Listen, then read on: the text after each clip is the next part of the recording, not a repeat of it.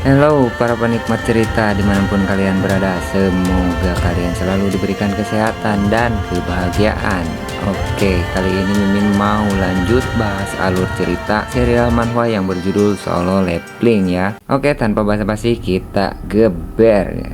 Jinwoo kini sudah berhadapan dengan bos monster dungeon instan yang merupakan seekor ular raksasa. Mereka berdua pun siap beradu mekanik. Jinwoo dengan pedang patah di tangannya tak bergeming meski berhadapan dengan ular raksasa yang ukurannya bahkan puluhan kali lipat darinya. Menatap tajam lawan di depannya, ular itu mulai menyerang, menunjukkan kedua taring dan rentetan gigi-gigi tajam. Ular itu melesat ke arah Jinwoo dan cetar. Jinwoo bisa menghindar dan menghujamkan pedang patahnya pada tubuh si ular. Namun sisiknya yang sangat keras tak mampu ditembus pedang patah itu.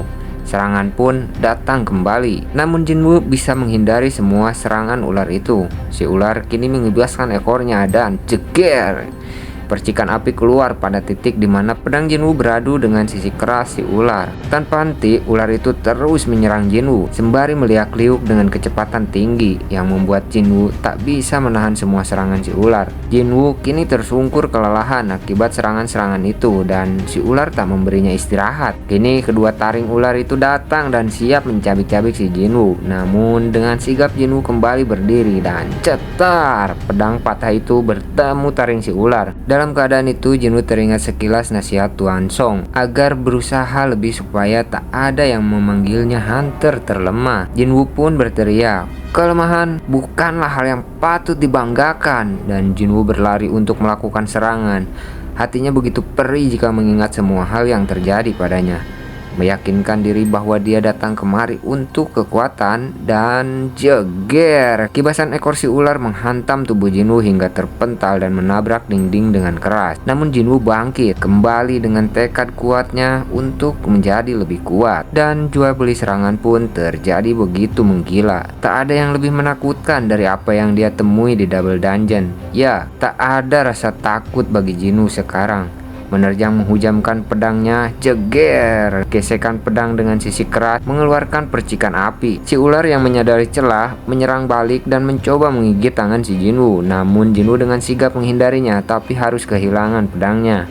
Tidak berpikir lama, Jinwoo melompat dan mencekik ular itu. Merasa kekuatannya masih kurang, Jinwoo menyuruh sistem memasukkan semua status poin pada kekuatan. Merasa tertekan, ular itu menggelinjang ke sana kemari dan jeger, ular itu membanting tubuhnya dan menghimpit Jinwoo ke dinding. Tapi Jinwoo berusaha menahan rasa sakit dari tekanan itu dan tidak melepaskan cengkramannya. Jinwoo membalas dengan menggerakkan kekuatan pada cengkramannya dan cairan merah keluar dari mulut si ular. Merasa tak cukup, Jinwoo mengencangkan cengkramannya. Itu lebih dan lebih kuat lagi dan remuklah leher si ular. Kita ke sisi lain di rumah sakit. Seorang dokter menanyakan Sung Jinwoo yang belum kembali, tapi perawat yang bertugas menjelaskan bahwa Jinwoo sudah baikan dan akan segera keluar dari rumah sakit. Namun dokter itu menjelaskan bahwa seorang hunter harus dirawat sampai benar-benar stabil karena mereka selalu mendapatkan luka yang tidak wajar jika kembali dari dungeon. Bahkan luka yang mereka dapat itu lebih mengerikan dari orang yang mengalami kecelakaan. Tapi para hunter selalu bertahan dengan luka-luka yang tidak wajar itu. Bahkan jika itu hunter kelas bawah sekalipun, mereka berbeda dari orang biasanya, atau lebih tepatnya mereka sendiri adalah monster. Oke, kita kembali ke Jinwoo. Notifikasi muncul memperlihatkan kenaikan level. Dengan napas tersengal, terlihat senyum kemenangan dari Jinwoo yang sudah merasakan makin kuat. Beberapa notifikasi pun muncul lagi dan Anda berhasil mengalahkan penguasa rawa Blue Poison Fang Rasaka. Jinwoo pun mendapatkan dua item yang berupa Rasaka Venom item kelas A tipe potion dan satu buah dagger Rasaka Fangs item kelas C yang akan menambahkan attack sebanyak 25 poin dengan efek lumpuh dan pendarahan 1% per detik. Baju yang rusak, pedang yang hancur, dan tubuh yang penuh rasa sakit semua terobati dengan hasil yang Jinwoo dapatkan. Notifikasi muncul kembali. Bos telah dikalahkan. Tempat akan dikembalikan seperti normal. Terlihatlah perubahan pada setiap ruang yang kembali kepada wujud aslinya. Jinwoo pun berjalan untuk kembali ke rumah sakit. Namun tiba-tiba seorang prajurit menghampirinya dan menegurnya. Namun Jinwoo yang tidak tahu apa-apa jadi kebingungan kebingungan. Prajurit itu melihat Jinwoo yang membawa senjata dan bertanya, "Apa Anda hunter?" "Ya, itu benar," jawab Jinwoo. Mengetahui hal itu, prajurit itu mengantarkan Jinwoo ke tempat evakuasi dan menjelaskan keadaan yang terjadi, bahwa di sana ada gate yang terbuka, namun semua monster sudah dibereskan dan tinggal satu monster yang paling besar yang tersisa. Jinwoo yang sudah memiliki status lebih tinggi, dengan instingnya Jinwoo bisa merasakan keberadaan monster itu. Dan dia yakin itu bos monster. Terlihatlah beberapa hunter yang sedang memburu monster golem yang ukurannya mungkin sebesar rumah. Serangan-serangan ditunjukkan pada monster itu, namun tidak ada serangan yang berarti. Di tengah kejadian itu, banyak warga dan reporter menyaksikan dan sempat-sempatnya mengambil foto atau video. Pokoknya kelakuan anak zaman now lah. Terlihat seorang hunter yang sedang memberikan komando pada rekannya. Mereka semua tampak kewalahan dan tidak bisa melumpuhkan monster itu. Jinwoo yang menyaksikan dari kerumunan juga menyadari keadaan itu. Kemudian terlihat seorang crossbow meminta bantuan healer yang tak melakukan tindakan, dan ternyata itu Miss Juhe. Kemudian Miss Juhe memecah lamunannya dan mengeluarkan kekuatannya, namun tiba-tiba traumanya kembali menghantuinya. Miss Juhe pun mencoba melawan rasa takutnya. Jinwoo yang melihat itu merasakan hal yang sama, namun dengan tekadnya Jinwoo melawan perasaan itu dan memasang kuda-kuda lalu mengumpulkan kekuatan di tangannya. Jinwoo yakin akan kekuatannya sekarang dan bus. Pedang patah itu dilemparkan dengan kekuatan penuh, melesat seperti peluru dan BAM! Tepat mengenai kepala golem jelek itu di saat keadaan para hunter yang melawannya sedang dalam kewalahan. Hunter-hunter itu pun melihat golemnya ambruk dan tidak menyia-nyiakan kesempatan itu. Mereka langsung memberikan serangan akhir dan boom! Golem itu hancur. Seorang tanker yang berada paling depan menyadari ada keanehan dari kekalahan golem itu dan sadar serangan yang melumpuhkan golem itu adalah sesuatu yang melesat dan merobohkannya. Dia pun menemukan pedang patah yang tertancap pada batu golem yang ambruk dan menanyakan pada prajurit, siapa yang melemparkan pedang patah ini. Prajurit itu adalah orang yang bertemu Jinwoo sebelumnya. Kemudian dia menunjukkan bahwa pemiliknya adalah Teteu. Celengak-celenguklah si prajurit karena Jinwoo sudah meninggalkan tempat itu. Jinwoo pun tak mengira bahwa serangannya akan sefatal itu. Di sisi lain, Miss Juhe pun mencari keberadaan Jinwoo, entah karena instingnya atau perasaannya, tapi Miss Juhe mengetahui bahwa Jinwoo sebelumnya ada di sekitar situ. Hari pun berganti. Kita kembali ke rumah sakit. Terlihat Jinwoo yang sedang menyelesaikan misi hariannya. Otot-otot di tubuhnya kini mulai terbentuk tersusun begitu indah, yang mungkin bisa membuat seorang hawa ingin menyentuh setiap lekukan itu jika melihatnya. Tiba-tiba seorang perawat masuk dan ya, pipinya langsung memerah melihat tubuh Sung Jinwoo. Perawat itu datang untuk memastikan bahwa Jinwoo akan keluar rumah sakit hari ini. Namun apa yang terjadi? Si perawat minta nomor teleponnya dengan malu-malu. Jika boleh aku minta nomormu. Mungkin ada hasil tes yang akan diberikan nanti, gumam Jinwoo. Kebanyakan main di dungeon nih guys, MC kita jadi nggak peka ya. Pekanya sama monster mulu dia. Hari pun berganti. Terlihat Jin Ah sedang bersiap untuk ke sekolah dan Jinwoo muncul sembari menguap dan garuk-garuk perut. Jin Ah yang melihat lekukan tubuh kakaknya pun terkagum. Bahkan dia menyadari kalau kakaknya juga bertambah tinggi. Namun Jinwoo tak menghiraukan itu dan menyuruh Jin Ah membawa payung. Meski menolak, Jinwoo tetap memaksanya dan memasukkan payung itu ke dalam tas Jin Ah. Setelah itu Jinwoo melihat misi harian dan hari itu tinggal satu misi yang belum ia lakukan, yaitu lari sejauh 10 km. Dia pun mengecek tubuhnya dan merasa sedikit aneh karena latihan beberapa minggu bisa membentuk tubuhnya begitu cepat. Dia yakin bahwa sistem juga mempengaruhi tubuhnya. Lalu dia melihat statusnya pada sistem dan terlihatlah Jinwoo kini sudah level 18 dengan HP 2220 dan MP 350, kekuatan 48 poin dan 27 poin untuk status lainnya. Jinwoo juga masih memiliki 12 poin status yang belum dia gunakan. Jinwoo membayangkan jika dia meningkatkan status kekuatannya, apa mungkin akan seperti atlet binaraga? Dia pun gak berharap sistem mempengaruhi tubuhnya seperti itu. Jinwoo pun berpikir dan mengatur pembagian poin status agar bisa berguna dan seimbang dengan kemampuan yang dia miliki. Jinwoo menambahkan 2 poin untuk kekuatan, 8 poin untuk kecepatan, dan 2 poin untuk indera atau instingnya ya. Tiba-tiba seseorang menelepon Jinwoo dan dia pun kena semprot karena belum bayar sewa rumah. Orang itu yang menelepon orang yang punya kontrakan kali ya guys ya. Jinwoo tertegun karena jika dia mengalami kebangkitan kedua, seharusnya dia bisa mendapatkan uang lebih mudah. Namun sekarang keadaannya berbeda, bahkan Jinwoo bisa berkembang dan menjadi hunter peringkat atas. Terlintas di pikiran Jinwoo untuk mengecek ulang kekuatannya agar bisa mencari uang lebih mudah. Namun statusnya yang berbeda dari para hunter lainnya, Jinwoo tak ingin ambil resiko dan tidak ingin menyebarkan tentang apa yang dia rasakan sekarang. Jinwoo pun memilih untuk menyembunyikan kemampuannya. Kemudian Jinwoo pun memilih untuk mencari uang dengan pergi ke perkumpulan hunter untuk bisa ikut raid. Shin pun berpindah ke suatu konstruksi. Terlihat Jinwoo sedang menghampiri beberapa hunter yang sudah berkumpul. Seseorang yang berbadan tegap dan kekar seperti pegulat menyambut kedatangan Sung Jinwoo. Mereka pun berkenalan. "Namaku Hwang Dong-suk, kamu rank E kan?" "Ya," jawab Jinwoo. Kemudian Jinwoo dikejutkan dengan tawa orang di sampingnya. Dan orang yang berambut keriting berkata, "Ah, aku kenal dia. Kalau tidak salah sebutannya hunter terlemah di dunia." Satu orang lain di sampingnya hanya terkekeh menertawakan ejekan itu. Namun Jinwoo tak menghiraukan sama sekali. Kemudian Dong-suk menyuruh mereka untuk menghentikan perlakuan mereka dan menjelaskan perjanjian kontraknya. Mereka akan melakukan raid di gate tingkat C, tapi Jinwoo tidak perlu bertempur. Mereka akan membayar Jinwoo 2 juta won untuk mengisi slot kosong agar persyaratan raidnya bisa dipenuhi. Jinwoo pun menyetujuinya. Ada aturan di mana untuk memasuki gate rank C diharuskan minimal anggota 10 orang dan separuh anggota minimal rank C.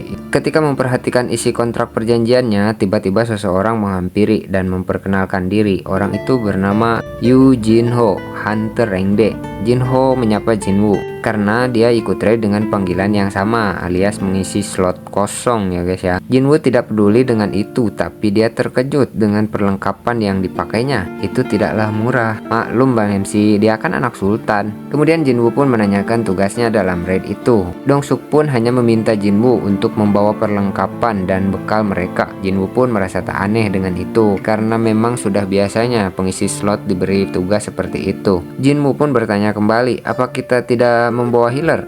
Dong-suk pun menjelaskan alasannya dan bla bla bla bla bla. Jinwoo hanya bisa menghela napas mendengar itu, apalagi dalam surat kontrak mereka tidak bertanggung jawab atas segala kecelakaan yang terjadi. Dan mereka pun bersiap memasuki dungeon. Si Junho menyemangati Jinwoo sambil berkata, "Jangan terlalu dipikirkan, aku akan melindungimu." Jinwoo pun hanya menanggapi itu dengan senyum terpaksa. Semua orang sudah bersiap. Mereka pun mulai bergerak menuju gate. Sembari berjalan, Jinho terus bertanya ini itu pada si Jinwoo. Karena Jinwoo menjawab seperlunya, Jinho mengira kalau Jinwoo itu pendiam. Namun Jinwoo mengatakan justru dia yang terlalu cerewet. Jinwoo pun merasa heran dan terpikirkan kata-katanya dulu. "Aku berburu karena hobi." Anak sultan nih bos. Padahal si Jinwoo belum tahu ya di sini bahwa si Junho itu anak orang kaya guys. Semua orang tampak terkejut karena gate itu berukuran lebih besar dari gate biasanya. Begitupun dengan si Jinho yang pertama kali melakukan raid. Dia terlihat ketakutan. Namun Jinwoo menjelaskan padanya bahwa rank gate tidak ditentukan dari ukuran, melainkan dari energi sihir yang mengalir dari dalam. Serikat menentukan kategori rank dari jumlah energi sihir dan kualitas energi tersebut. Serikat besar akan mengurus rank B ke atas, sedangkan untuk rank C ke bawah itu tidak terlalu berbahaya. Dalam hati Jinwoo berkata bahwa itu juga rank C pertama baginya. Mendengar penjelasan Jinwoo, si Jinho pun jadi bersemangat. Dengan pedenya dia berkata, "Oke, ayo kita berangkat." Jinwoo yang melihat kilau dari armor yang Jinho pakai sudah begitu kagum, tapi melihat dia membawa pedang dan perisai itu membuat hati Jinwoo terpukul. Karena pada dasarnya hasil raid rank D atau E tidak akan cukup untuk membalik perlengkapan semewah itu. Kini tim pun sudah berada di dalam dungeon yang sangat gelap. Kemudian Dong-suk meminta seseorang Meg yang bernama Gyu Hwang untuk membuat penerangan dan begitu banyak lubang di sana, tapi tak ada monster. Jinwoo berpikir dan mencoba mendengarkan sesuatu. Ada monster yang menyukai kegelapan. Mereka akan berkelompok dan bergerak apabila ada cahaya. Mendengar sesuatu, Jinwoo memberitahukan bahwa monster yang ada di sana adalah tipe serangga. Semua orang bersiaga, namun mereka menjadi sedikit panik ketika mendengar sesuatu tapi belum melihat wujudnya. Dan Jinwoo pun berteriak, "Di atas!" Ratusan monster serangga merayap di atas dinding gua yang berlubang. Dongsu pun memerintahkan para Meg untuk menyerang agar mereka terjatuh. Dengan sihir api, Gyuhwan berhasil menjatuhkan monster di atas. Dongsu pun tak tinggal diam. Setelah banyak monster berada di bawah, dia mengeluarkan skillnya dan memancing perhatian monster-monster itu. Monster yang sudah terpancing perhatiannya langsung diserang pasukan lainnya. Ya, ini adalah sebuah formasi yang dimiliki tim Dongsuk.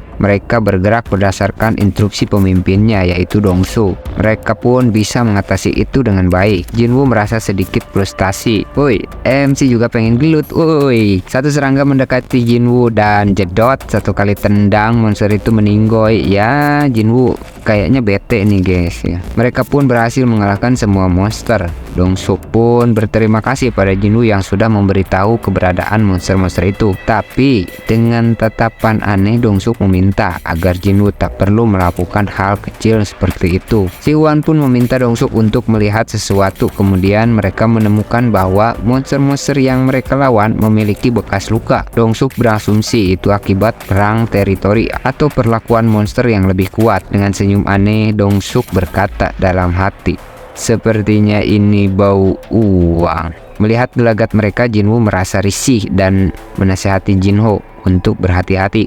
Mereka semua melanjutkan perburuan. Ukuran dungeon tidak berdasarkan pada rank dungeon itu sendiri. Dungeon yang sedang Jinwoo masuki saat ini berupa sebuah labirin. Meski tidak terlalu banyak ikut pertarungan, tipe dungeon seperti ini butuh waktu untuk penjelajahannya. Mendapatkan uang tanpa bertarung merupakan tawaran yang cukup menarik. Namun Jinwoo masih kepikiran dengan perasaan yang tadi dia rasakan. Hati-hati terhadap Lizard. Ya, itu adalah sebuah peringatan yang pernah Jinwoo dengar. Dan saat ini Jinwoo merasakan ada keanehan dalam tim itu. Setelah perjalanan beberapa waktu, Dongsuk merasa bahwa ini seperti kuburan.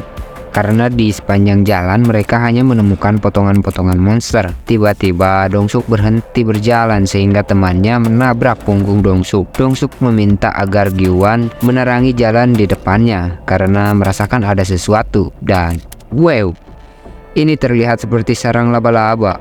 Lorong itu dipenuhi jaring laba-laba dan begitu banyak bangkai monster yang dililit benang dan digantung di sana. Ya, itu adalah kebiasaan laba-laba menyimpan makanannya. Mereka pun memasuki lorong itu dan dikejutkan lagi dengan kristal mana yang begitu banyak. Dongsu pun teringat pada adiknya yang bernama Hwang Dongsu yang merupakan hunter rank S, tapi dia pindah ke Amerika karena uang. Dongsu sendiri yang seorang rank C haus akan uang, tapi apalah daya, seorang hunter dengan rank rendah pastilah sulit jika harus dibandingkan dengan rank S. Namun Dongsu yakin setidaknya dia tidak perlu mengemis pada adiknya. Kemudian Jinho yang mendengar percakapan anggota lain yang menghitung perkiraan hasil dari kristal mana yang mereka temukan dan akan membagikan untuk 9 orang, membuatnya sangat risih. Kemudian dia pun menanyakan surat kontrak si Jinwoo dan ingin memeriksanya. Kemudian Jinho pun bertanya sembari menunjukkan surat kontrak pada Dongsu. "Tuan,